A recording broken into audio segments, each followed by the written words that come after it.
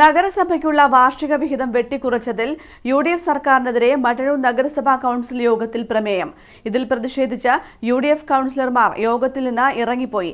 നഗരസഭാ vice chairperson O പ്രീതയാണ് വെട്ടിക്കുറച്ച വികസന fund പുനഃസ്ഥാപിക്കണമെന്നാവശ്യപ്പെടുന്ന പ്രമേയം അവതരിപ്പിച്ചത്.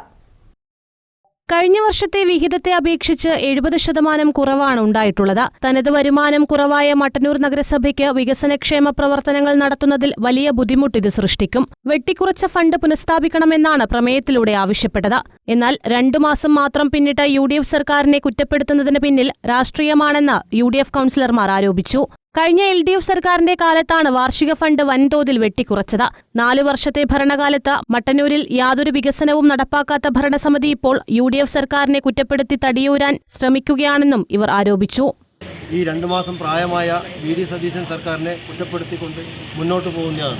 അതിൻ്റെ ഭാഗമായിട്ടാണ് ഇന്ന് നമ്മുടെ കൗൺസിൽ വന്ന ഈ അജണ്ട വെക്കുന്നതിന് പകരം നേരത്തെ മുഹമ്മദ് സൂചിപ്പിച്ചതുപോലെ നമ്മുടെ കൗൺസിൽ എന്ന എല്ലാവരും ഒത്തൊരുമയോടെ മുന്നോട്ട് പോയി സർക്കാരിനെ കണ്ട് നമ്മുടെ ആവശ്യങ്ങൾ അംഗീകരിക്കാൻ പറ്റുന്ന ആ ലഭ്യതയ്ക്ക് അത് നോക്കാതെ വെറും രാഷ്ട്രീയം മാത്രം മുന്നിൽ കണ്ടു നടക്കുന്ന ഈ അജണ്ട ഞങ്ങൾ അങ്ങേയറ്റം എതിർത്തുകൊണ്ടാണ് ഈ ബഹിഷ്കരണവുമായി മുന്നോട്ട് പോകുന്നത്.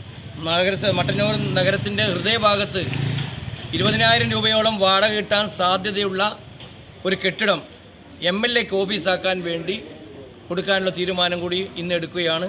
ആ തീരുമാനത്തെയും ഞങ്ങൾ എതിർക്കുന്നു.